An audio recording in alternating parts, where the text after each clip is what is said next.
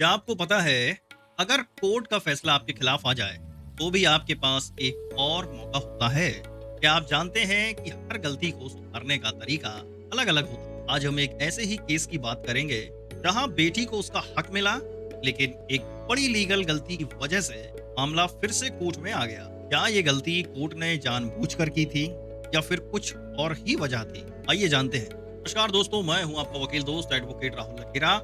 आज हम supreme court के एक बहुत ही महत्वपूर्ण फैसले पर चर्चा करेंगे।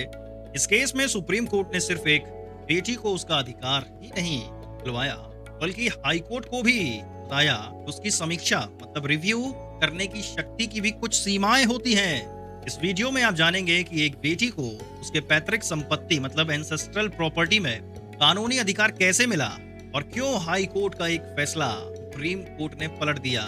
साथ ही हम अपील, रिव्यू और रिवीजन के बीच का अंतर समझेंगे ताकि आप कानूनी प्रक्रिया को और बेहतर तरीके से जान सकें। यह मामला एक पारिवारिक संपत्ति विवाद से शुरू होता है। एक भाई सुब्रमणि ने साल 2000 में अपनी पैतृक संपत्ति के बंटवारे के लिए एक मुकदमा दायर किया। सन 2000 में उसे एक डिक्री मिल गई जिसमें उसकी बहन मल्लेश्वरी को संपत्ति कोई हिस्सा नहीं दिया गया, लेकिन 2005 में हिंदू उत्तराधिकार संशोधन अधिनियम 2005 हिंदू सक्सेशन अमेंडमेंट एक्ट 2005 आया, जिसने बेटियों को भी बेटों की तरह ही को पार्सनरी या सह उत्तराधिकारी बना दिया।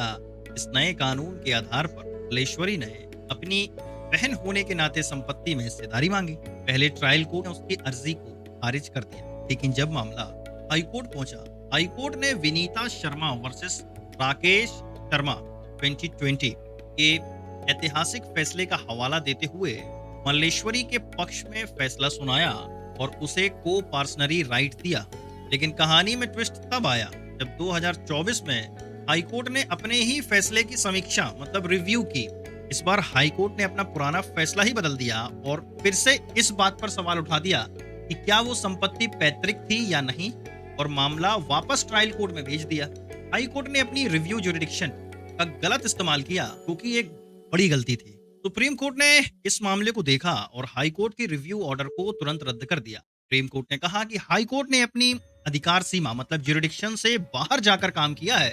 जस्टिस एसवीएन भट्टी ने अपने फैसले में कहा कि रिव्यू सिर्फ रिकॉर्ड के चेहरे पर स्पष्ट त्रुटि मतलब error apparent on the face of the record को सुधारने के लिए होता है। इसका मतलब है कि अगर कोई गलती साफ साफ दिख रही हो, जैसे कि कोई कैलकुलेशन मिस्टेक या किसी कानून के सेक्शन को गलत तरीके से लिखना, तभी रिव्यू किया जा सकता है। लेकिन हाई कोर्ट ने क्या किया, उनके तथ्यों को फिर से जांचा मतलब री एप्रिसिएटेड फैक्ट्स और नए सबूतों पर बहस की, क्योंकि एक अपील कोर्ट का काम होता है ना कि एक रिव्यू कोर्ट का। सुप्रीम कोर्ट ने साफ कहा, रिव्यू का ऑर्डर केस की दोबारा सुनवाई की तरह नहीं हो सकता। यह कोई छुपी हुई अपील नहीं है।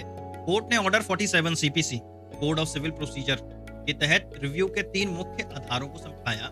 नया और महत्वपूर्ण सबूत, न्यू एंड इम्पोर्टेंट मैटर और एविडेंस। अगर कोई ऐसा नया सबूत मिल गया हो जो पहले नहीं मिल पाया था, भले ही आपने पूरी कोशिश की हो। दूसरा, रिकॉर्ड पर स्पष्ट त्रुटि, मिस्टेक और error apparent on the face of the record. यह एक ऐसी गलती होनी चाहिए जो साफ साफ दिख रही हो और जिसके लिए बहुत लंबी बहस की जरूरत ना पड़े, जैसे कि किसी फैसले में कोई कानूनी प्रावधान या नियम लिखना भूल, कोई अन्य पर्याप्त कारण, एनी अदर सफिशिएंट रीजन का मतलब है कि कोई भी ऐसा कारण जो ऊपर बताए गए कारणों जैसा ही महत्वपूर्ण हो। अब इस तरह सुप्रीम कोर्ट ने हाई कोर्ट के रिव्यू ऑर्डर को रद्द कर दिया और मल्लेश्वरी के पक्ष में 2022 के हाई कोर्ट के फैसले को बहाल कर दिया। मामला सिर्फ ट्रायल कोर्ट में वापस गया है ताकि मल्लेश्वरी का हिस्सा तय किया जा सके। अपील, रिव्यू एंड रिवीजन में अंतर समझो। इन तीनों कानूनी शब्दों में अक्सर लोग कंफ्यूज हो जाते हैं। आइए इसे एक मजेदार उदाहरण से समझते हैं। मान लीजिए आपका रिजल्ट आया और उसमें आपके नंबर कम आए। तो अब इस सबसे पहले इसी एग्जांपल से समझेंगे अपील को। यह एक ऊपर की अदालत में चुनौती देने का तरीका है। जब आप एक कोर्ट के फैसले से संतुष्ट नहीं होते तो आप अपने मामले को ऊपर की अदालत में ले जाते हैं। यहाँ पूरी सुनवाई फिर से होती है और जजमेंट को मेरिट के आधार पर जांचा जाता है, यानी वो सही है या गलत। उदाहरण माने आप अपने स्कूल के टीचर के फैसले से नाखुश होकर प्रिंसिपल के पास जाते हैं। इसका मकसद क्या है, फैसले की कानूनी और तथ्यात्मक फैक्चुअल। अब समझो रिव्यू। अब यह उसी अदालत में उसी जज के सामने अपने ही फैसले की समीक्षा कराने का एक तरीका है।